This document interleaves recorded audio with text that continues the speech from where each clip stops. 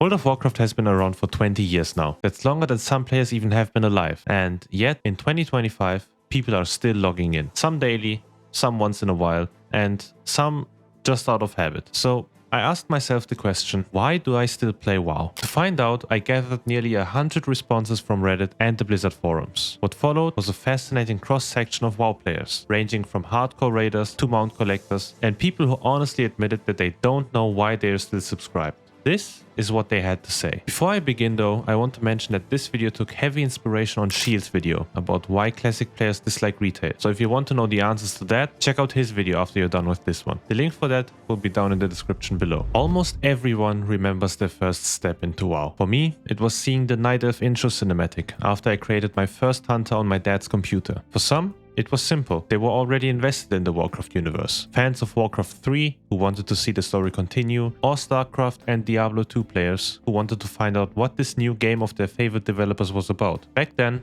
Blizzard was one of the biggest game devs with an insanely positive reputation. So many people knew that this new game was about to be insanely polished and good before they even touched it once. Others joined for more personal reasons. A spouse or a partner pulled them in, a brother or sister was playing, and they wanted to share the experience. I am one of those people.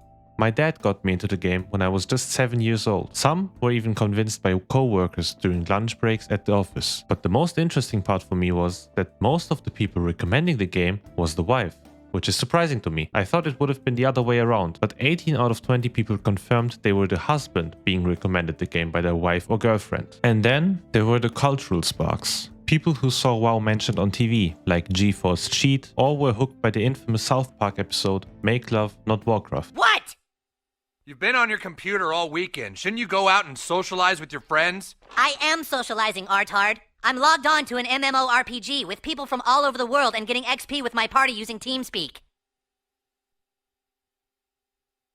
I'm not a artard. These ads and TV moments turned WoW into the game that everyone slowly started talking about. It became mainstream, if you will. For the large minority, it was WoW itself though. The smooth combat, the fluid movement. At a time when most MMOs felt clunky, WoW just felt right. And the seamless, living world without loading screens or awkward transitions felt revolutionary in 2004. Heck, even today MMOs have plenty of loading screens in between zones. For many, that alone was reason enough to give WoW a shot. But of course, what keeps people playing changes over the lifetime of a video game. At launch, WoW was all about discovering this unknown world. Some took their time and took a look at every rock to see what they could find and maybe gather some new lore about their favorite characters. Some wanted to find out what even the max level is and what's beyond as fast as possible, which is when most of these players turned into religious hardcore raiders and speedrunners. But today, many of those players admit they shifted into a more casual style. Some just queue for LFR. Others do their solo content through new systems like Delves, and plenty log on every week only to collect mounts, pets or transmog appearances. But for many others, WoW became a safe space, a second home, somewhere to escape real life when things got rough. Some admitted they still use the game as a retreat, while others come and go depending on what's happening in their lives. Not every response was upbeat and positive though. One player admitted, "I don't know why I'm still playing. Maybe just out of habit, but still, there's a clear pattern. Over 20 years, WoW has adapted, and so have its player base."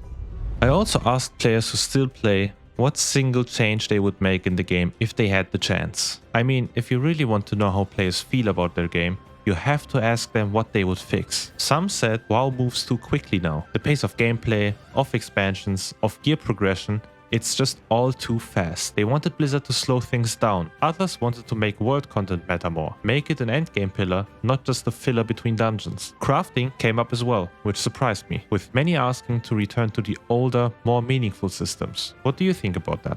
Toxicity was another common theme.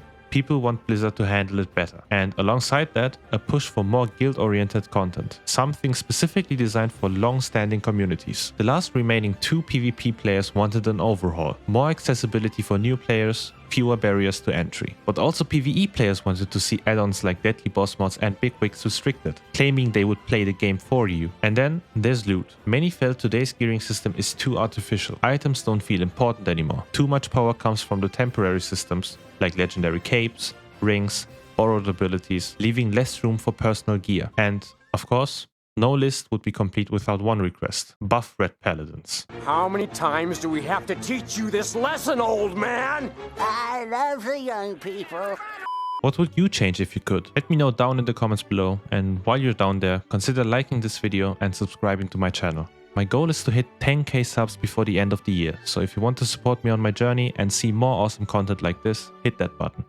Thank you. So, we've talked about the past and the present, but will people still be playing in 5 or 10 years? The answers were completely mixed. Around 68% said yes. They admit that they are addicted, or that as long as their friends and family are still there, so will they be. Others believe the story keeps getting better expansion after expansion, but only 8% said no. They've been slowly losing interest. They feel the story has become boring, the pace too fast, or they simply don't like where Blizzard is taking the game. But where's the rest? The 24% I haven't mentioned? Well, they simply don't know. They are waiting to see what happens. Will Blizzard add something new that captures their attention? Will the story past The Last Titan feel worth logging in for? The uncertainty shows that even now, WoW's future is tied to not just the content, but to the communities and to the personal lives of its players. Why WoW and not any other MMO? In 20 years, WoW has had plenty of competitors. Final Fantasy XIV, Elder Scrolls Online, Guild Wars 2, even Wildstars. And I was wondering, why did these players not move on to any other MMO? For many,